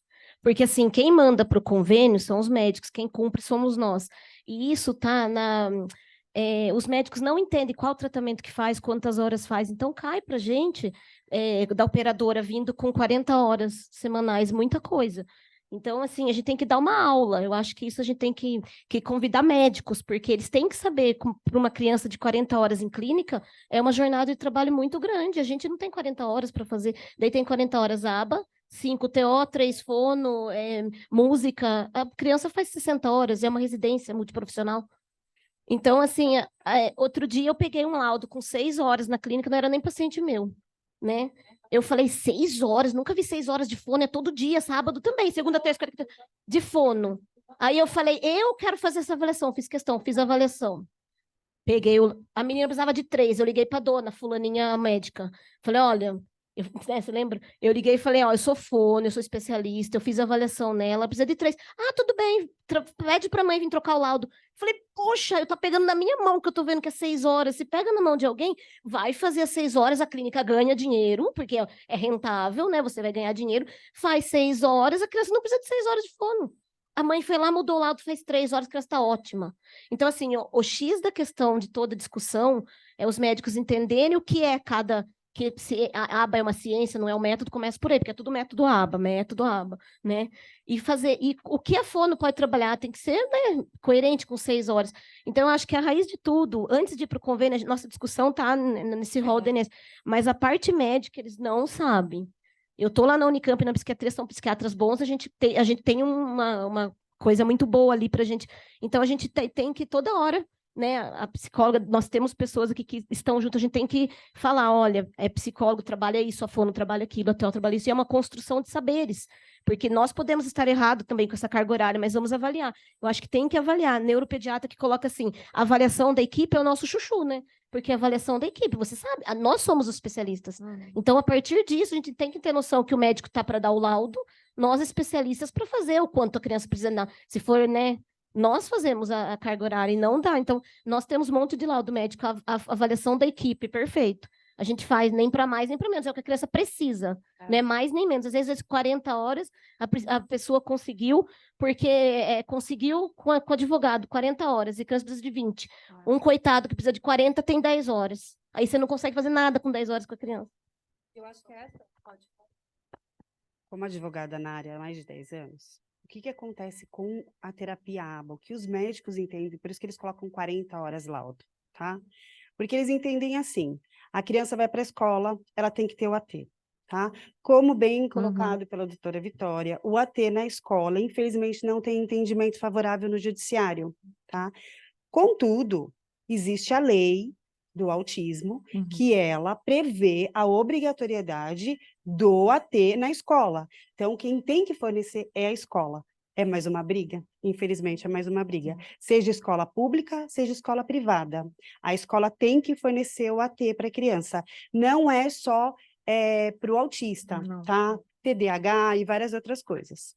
Esse é só um exemplo. Só que o acompanhante terapêutico, ele é muito amplo. Então, o acompanhante terapeuta, ele pode ser na escola, ele pode ser na casa, e tem muitos adultos que foram diagnosticados depois que precisam de um acompanhante terapêutico. Eu já tive um caso de um homem de 27 anos. Então, ele ganhou na justiça o acompanhante terapêutico, que o acompanhava no trabalho, porque a família tinha uma empresa, então ele começou a trabalhar para a família, acompanhava no banco, acompanhava para comprar roupa, acompanhava para ir no mercado. Então, ele conseguiu ter uma vida, né, um pouco mais a partir do momento que ele conseguiu um acompanhante terapêutico. A família pagou durante muitos anos e depois conseguiu na justiça esse direito.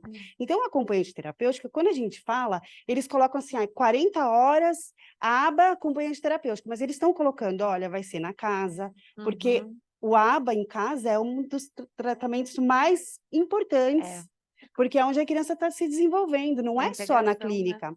Então, essa é uma discussão muito grande, porque o 40 horas aba, os 60, eu já tive cliente de 60 horas. Por quê? Porque é na casa, é na escola, é no cotidiano. Muitas crianças diagnosticadas antigamente, agora elas estão adolescentes, então elas precisam do acompanhamento terapêutico. Né? É importante para eles. Mas isso, infelizmente, ainda é uma discussão que vai ainda trazer muitos processos judiciais, porque, infelizmente, existe essa diferença. Enquanto a gente não conseguir padronizar o que é o tratamento, o que é o autismo, a gente ainda vai passar por muitas coisas. Eu vejo também um problema nessa questão do ambiente natural, na questão da escola, que eles enxergam que é questão de educação e não de saúde. Eu vejo isso como um problema muito grande, porque não é um psicopedagogo tá com uma criança dentro da escola que ele tá lá para ensinar a criança. Ele tá lá muitas vezes para ajudar a criança a se regular dentro da sala de aula, para conseguir acompanhar as atividades do dia a dia. Ou está lá para ajudar na interação social com as outras crianças.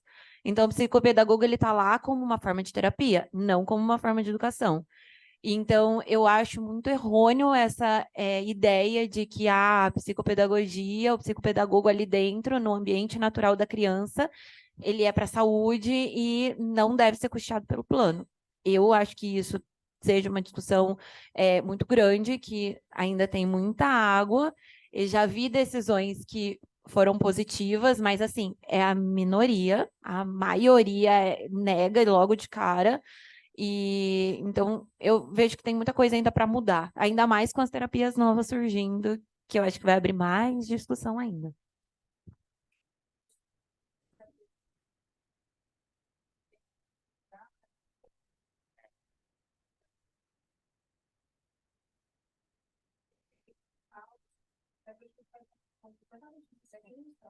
do que um acompanhante terapêutico para uma criança séria, né? Né? E aí eu acho que essa briga, né, de qual é a área, se é saúde, se é educação, as contas, na verdade, são as duas coisas. São as duas coisas. Eu acho que assim, acho que um grande ponto que a gente tem é entender que a garantia de direitos, ela é necessária sempre, né, e ela vem caminhando. Por outro lado, eu acho que junto com isso, a gente precisa também olhar, que a gente ali traz em relação, né, ao que vem escrito no laudo, que é o quanto também que a gente consegue praticar essa garantia de direitos para promover a saúde daquele cidadão, né? Porque a gente não vê isso o tempo todo passando dessa forma. Mais alguém tem alguma pergunta?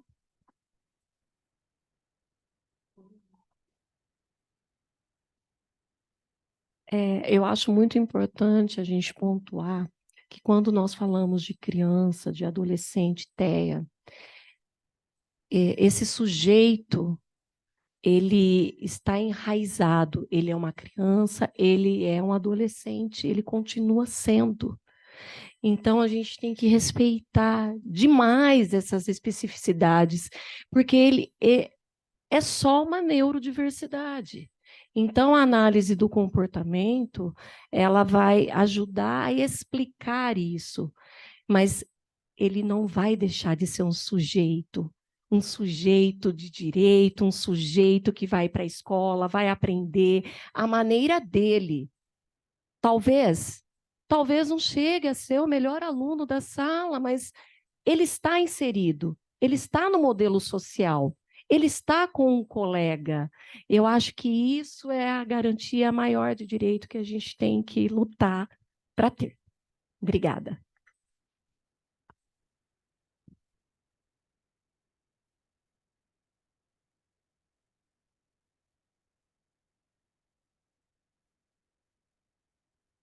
Mais uma vez, obrigada pela presença de todos e de todas.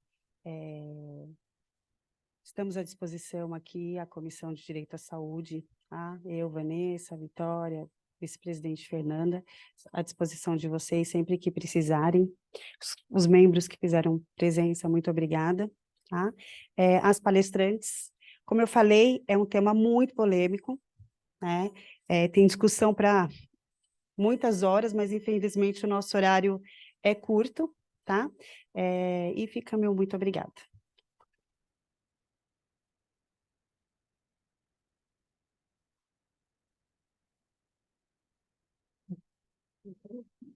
Tudo meu.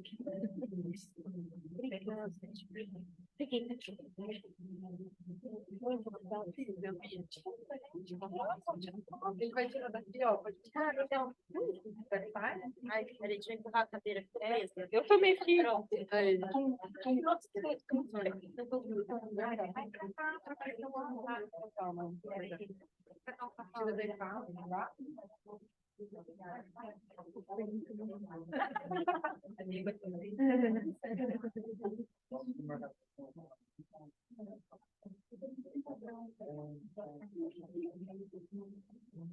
Obrigada. Obrigada. Obrigada.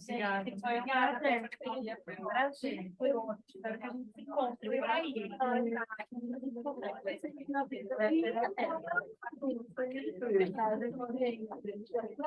É um prazer. Obrigada. Foi primeira minha palestra. Vocês tornaram muito leve. Arrasou.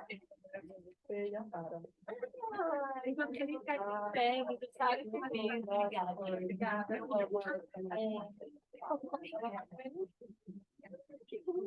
saiu. Ela tá mais lá, né?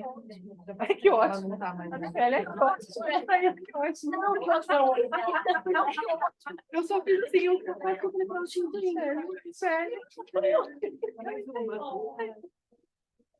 E essa vez? Quer trabalhar o seu Ai, que bom. Muito tarde também. Obrigada.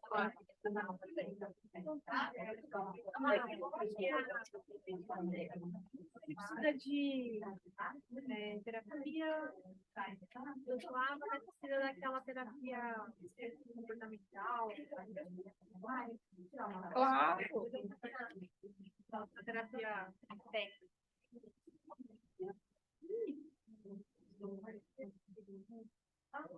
E aí ela tá na família, Só, acho que se quiser, o celular fazer. deixa eu pegar meu celular. Ela vai bater tudo. Vai? Não, ela vai bater tudo. Aqui, então, já vi aqui na...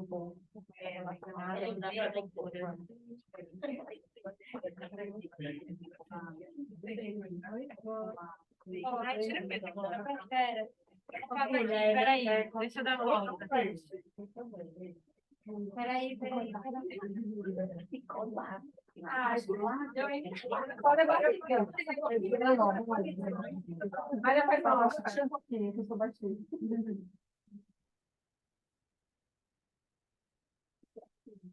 Peraí, tem o celular. Eu também não vou ter. Peraí. Já tá difícil.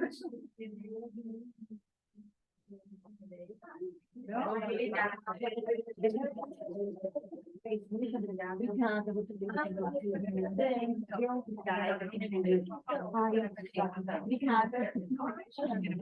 obrigada.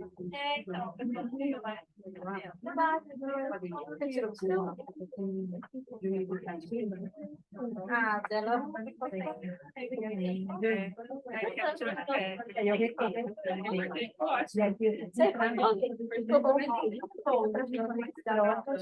Esse é o meu? Não. Me manda um oi. Obrigada.